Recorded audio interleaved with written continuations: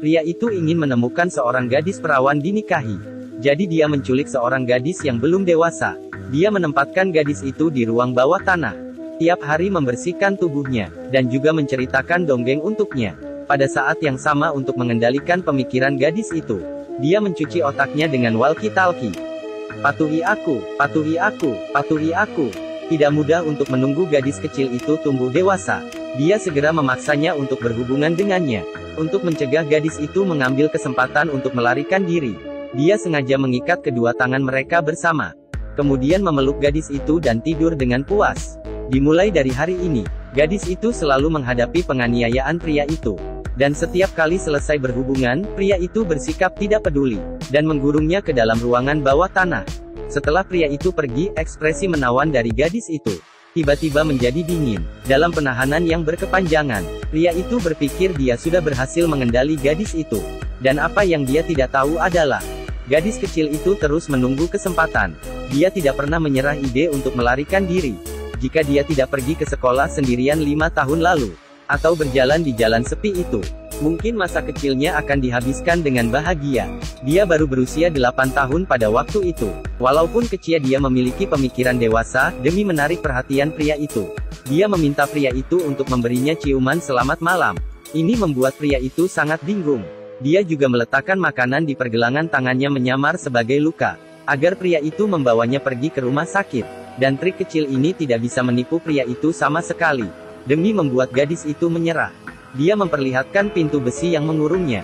Pintu besi itu terbuat dari baja dan sangat kuat. Meskipun dia berteriak, tidak ada yang akan mendengarkan. Gadis itu melihat tidak ada harapan untuk melarikan diri.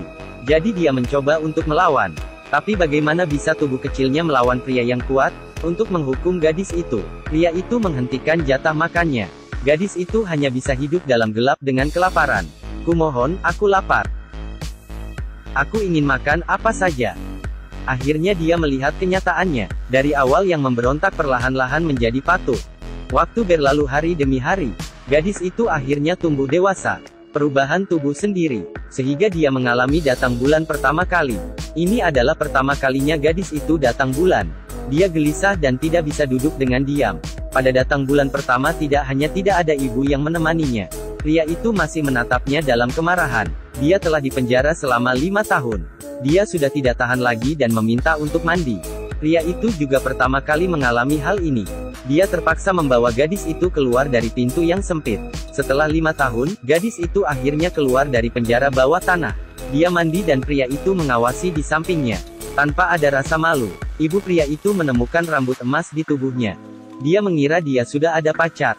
Sehingga dia marah dan mencukur gadis itu hingga botak. Dia bermain di klub malam hari itu.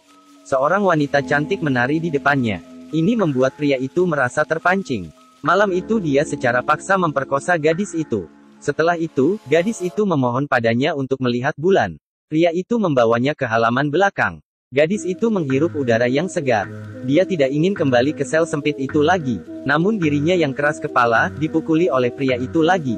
Dia terus bekerja agar kelihatan sangat patuh. Sebenarnya saat dia berjalan keluar dari rumah, keinginan untuk melarikan diri telah terbangun kembali. Saat ini perencanaannya telah berjalan dengan mulus. Pria itu membawanya keluar dari rumah dan pergi ke supermarket. Saat melihat orang-orang di jalan, dia memikirkan cinta kasih ibunya. Keinginan untuk melarikan diri semakin kuat. Di supermarket, pria itu mengawasinya dari kejauhan. Dia sangat takut untuk bergerak, dia sangat ingin melarikan diri. Tapi tubuhnya tidak bisa dikendali.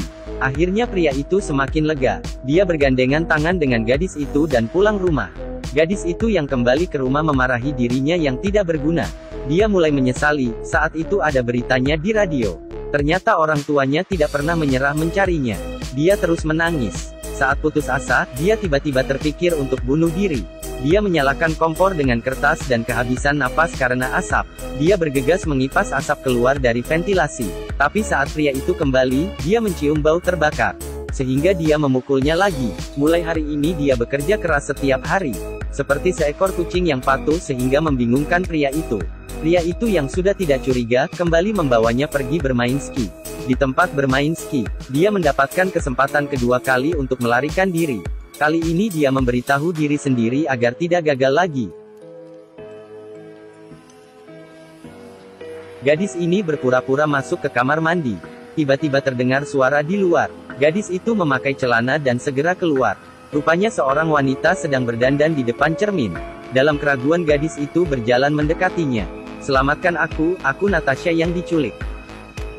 Ternyata gadis ini sudah diculik selama 8 tahun. Di dalam waktu 8 tahun, dia mulai dari tinggal di ruang bawah tanah yang gelap. Kemudian pria yang sudah tidak mencurigainya membawanya pergi ke tempat bermain ski. Gadis itu mengira dia akan diselamatkan kali ini. Tapi wanita itu adalah orang asing. Tidak mengerti apa yang dia katakan. Saat wanita itu keluar dari pintu kamar mandi, pria itu merasakan ada yang salah dari ekspresi wanita itu. Dia membawa gadis itu pulang rumah. Mobil tiba-tiba mogok. Gadis itu dipukuli lagi. Gadis itu menulis kejadian pemukulan pada kertas. Hingga saat ini sudah hampir mengisi seluruh kotak. Hari ini adalah hari Natal. Pria yang selalu memukulinya membelikannya gaun baru, bahkan menari di dalam kamar bersamanya. Dan gadis itu sudah terbiasa mendiamkan diri. Dia terus membohongi pria itu. Saat mereka sedang membersihkan halaman belakang, tidak sengaja dilihat oleh tetangga mereka. Dia mengira itu adalah pasangan baru pria itu. Gadis yang kembali ke ruang bawah tanah merasa sangat menyesal. Tadi harusnya memberitahu wanita tua mungkin dirinya bisa diselamatkan. Karena pria itu menculik gadis itu. Selama bertahun-tahun dia tidak pergi bekerja. Uangnya sudah hampir habis. Dia memutuskan untuk menjual mobilnya. Gadis itu sedang membersihkan mobil itu. Tiba-tiba dia melihat pria itu lupa mengunci pintu depan. Saat itu pria itu datang untuk menggodanya. Tiba-tiba orang yang ingin membeli mobil menelponnya. Suara napasnya mengganggu pria itu yang sedang bertelepon. Pria itu baru saja masuk ke dalam rumah. Gadis itu mengambil kesempatan ini. Akhirnya dia mulai melarikan diri. Dia berhasil keluar dari tempat yang mengurungnya selama 8 tahun. Dia berlari sekuat tenaga. Saat pria itu keluar, gadis itu sudah melarikan diri. Gadis itu datang ke rumah seorang wanita. Dia memberitahu wanita itu bahwa dirinya diculik. Hari ini sudah hari ke-3096. Akhirnya polisi datang. "Nama saya adalah Natasha. Saya diculik 8 tahun lalu." Ibu gadis itu menerima telepon dari polisi. Dia dan suaminya pergi ke kantor polisi. Akhirnya mereka bertemu kembali. Film ini adalah kejadian nyata. Gadis Austria Natasha, selama 8 tahun setelah diculik, akhirnya berhasil melarikan diri. Pelaku yang mengetahui kejahatannya diketahui orang. Akhirnya juga seperti pria di film ini. Dia memilih untuk bunuh diri di atas rel kereta. Kemudian Natasha menulis sebuah buku 3096 hari, yang menceritakan semua kejadian ini.